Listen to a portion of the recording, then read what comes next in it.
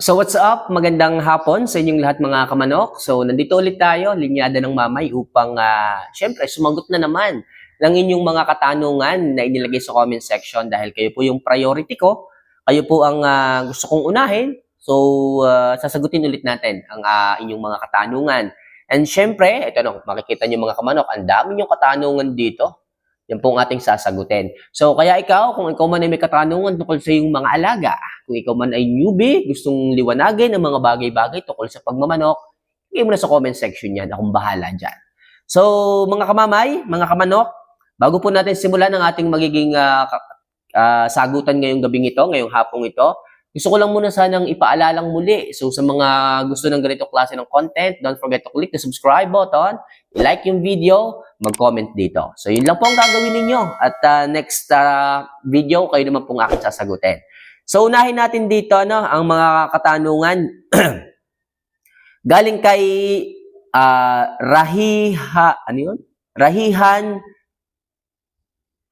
Rahihanima Makapanton. Rayhanima Makapanton. Ayan, so hirap naman basahin. Idol, ano ang po pwede nating ibigay sa manok na tumakbo? Okay? Sa manok na tumakbo o nagmaraton, ano ang magandang ipainom sa kanya? Okay? So, normal po sa ating mga alaga yung tumatakbo.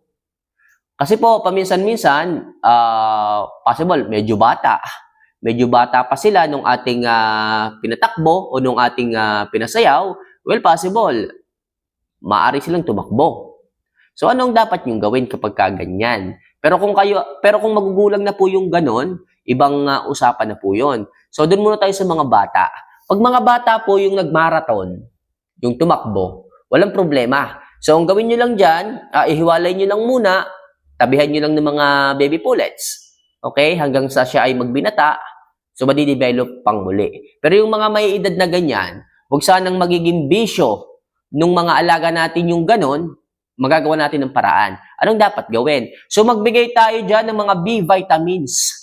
Mega B12 po pwede. Hyper B12, mas maganda. Okay, so next topic natin yung Hyper B12 para sa mga magtatanong, sa mga gustong mag-try. So, mas maganda po yun. Dahil rich in more B vitamins, yung Hyper B12. Okay, yung po kasi is pang tao na. So, pwede natin i-apply sa tamang dosage lamang sa ating mga alaga, which is makakatulong po ito. Okay? So, sa mga manok na nagmaraton, possible, pwede tayo magbigay dyan ng mga B vitamins, Mega B12, o kahit na anong brand ng B12. Then, magbigay tayo ng Vitamax. Then, bigay din tayo ng Jackie Oats sa kanilang pagkain. So, atin lang silang ilagay sa TV. Makikita ninyo mga kamanok, sa paglipas ng buwan, madidevelop muli yung kanyang pagiging manok. Madidevelop muli yung kanyang maturity. So, yun lang muna yung gawin nyo. May ano pa yan, may remedyo pa. Okay? So, next. Galing kay Mark Manalo. Ayan. So, Idol, pwede po bang pinakuluan ng tubig na mainit pangbabad sa Jackie Oats? Pinakuluan na mainit. Yes, pwede po. Pero palalamigin nyo muna ito. Okay? O baka nagkakamali ako ng unawa. O yung pinakulong tubig, ibabanto, saka ibibigay sa manok pag naibabad ng mainit ng tubig. Or yung pakukuluan mo ng tubig, then palalamigin, then saka mo ibababad. Yes, pwede po yun. Kung inyo po munang pakukuluan yung tubig para po maging malinis, pwede po yun. Saka nyo po siya gagawing pambabad. Okay? So, Mark Manalo, sana makatulong. Pwede po. So, next. Mega shoutout kay Ben Juan, kay Ben June Abuzo from Mindanao. Ayan, so layo. Mega shoutout po. And also galing kay Dino Riambonanza. Idol, good day. Tanong ko lang po, sa Oculin, sa LDI, paano po gamitin sa sisiw? So, pag po ang sisiw natin nagkakuraysa, nagduluha yung kanilang mga mata, patakan lang po natin yan ng tigisang patak sa bawat mata. Although, yung isa pa lang yung apektado ng kuraysa, parehas na lang po nating lalagyan kasi magkalapit po eh. Baka po mamaya mahawa po yung isa. So, para mas mabilis po yung paggaling, parehas na po nating papatakan. Isang drops lang po sila. Okay? So, mas maganda siguro kung linisin muna natin yung kanilang mga mata bago natin patakan. So, paano ang paglilinis ng mata? Kung halimbawa mayroong luha, Pwede po kayong kumuha ng tubig na may babad na asin. Okay? Mineral water na may babad na asin, haluin hanggang sa matunaw, kuha kayo ng bulak. Sausaw nyo yung bulak, inyo pong idampi sa kanilang mga mata habang pinapahid yung luha. Then, gawin nyo yan ng 3 beses. Pahidin, sausaw, pahidin, o palit kaya ng bulak, pahidin, sausaw. Then, pag malinis na po, saka nyo patakan ng Oculin. So, gawin nyo yan araw-araw hanggat hindi nawawala yung pagluluha ng sisiw. Okay, kahit anong edad yung sisiw, kahit nga sa tandang, pwede itong si Oculin eh. Sa mga may lugang mga manok, pwede rin po si Oculin. Patakan nyo lang po yung pinakabutas ng tenga, magkabila, makikita ninyo, maaalis na po yung kanyang luga. Yung lansa, maaalis na rin po. Okay? So, next. So, ito, galing kay Mariel Gunda. Okay? Nag-comment siya doon sa ating video tungkol sa El Toro at Promotor.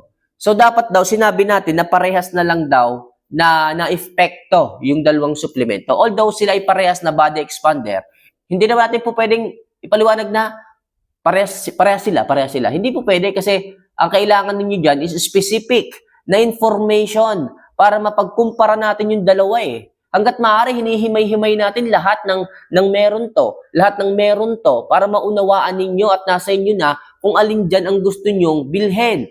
Kung alin dyan ang gusto nyong ibigay sa inyong mga alaga. So, pasensya na idol Pasensya na kung ipinaliwanag ko pa at hindi ko sinabing parehas lang. Kasi may pagkakaiba naman talaga sila eh. Okay, so next.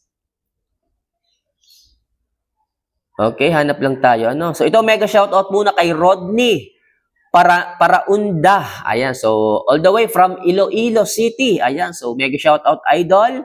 And also kay Daniel Bayona. Ayan, tanong niya is, pang-maintenance ba, boss, paano gamitin ang V22? Yes, kung maintenance po, pwede po siyang 2 to 3 times per week. Okay? So, napakaganda po niya sa ating mga alaga upang makuha po nila yung 22 essential nutrients, mineral, and vitamins mula kay V22. Kaya tinawag na V22 kasi may 22 essential nutrients, minerals, and vitamins na meron siya. Kaya napakaganda nito sa ating mga alaga. Kahit yan lang po ang inyong ibigay, napakaayos na po sa ating mga manok.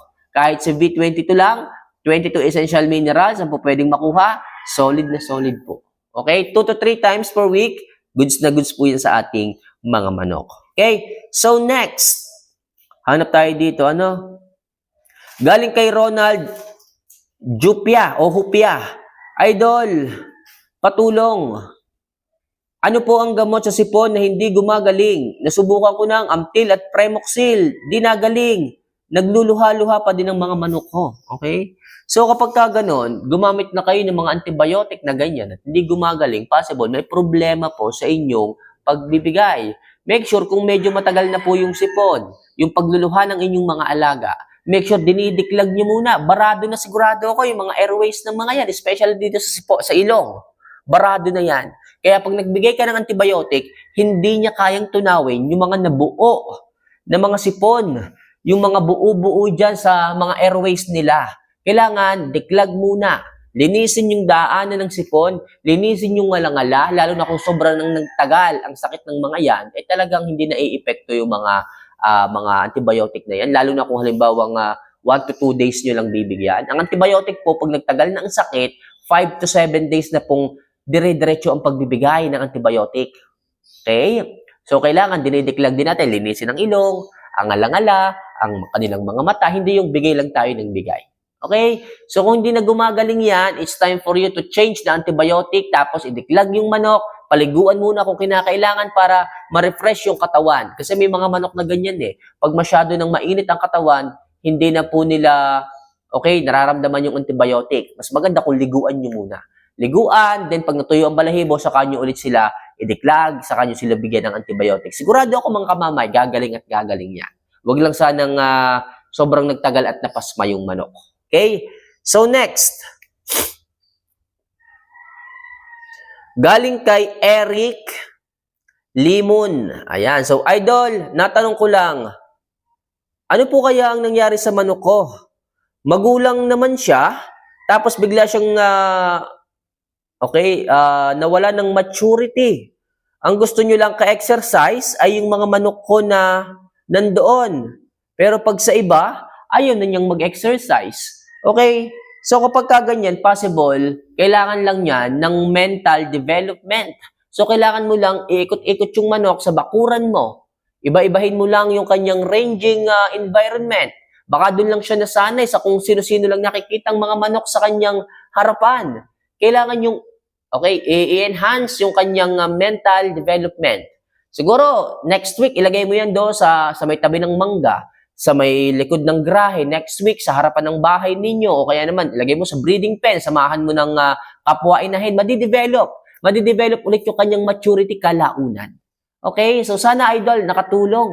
At sana makatulong din sa iba nating mga subscribers na ganyan din ang sitwasyong kinakaharap. So, paano mga kamanok? Yan lang muna sa ngayon ang ating mga topic na pag-uusapan. Hopefully, mag-comment pa rin kayo, magtanong at akong bahalang sumagot dyan. Next topic. So, paano mga kamanok? Mahal ko po kayo. See you for our next vlog. Paalam.